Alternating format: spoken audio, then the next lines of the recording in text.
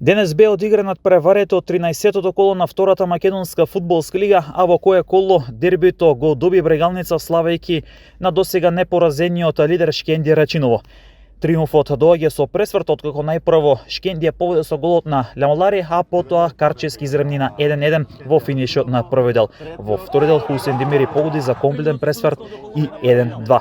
Меѓутоа натаму ќе останува Шкендија на врвото табелата со 32 бодови, два повеќе од Брегалница која што е втора.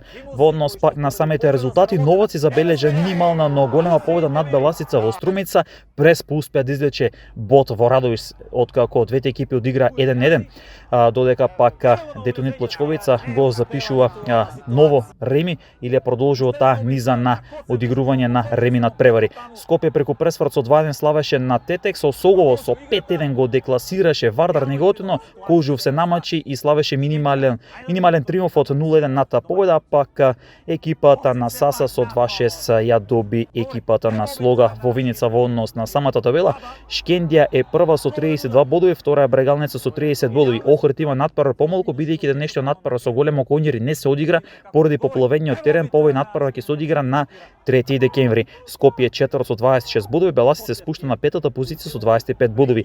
Прогреса значителен прави екипата на Новаци, која што е шеста со 23 бодови, Детонит Плачковица сега е седми со 21 бод.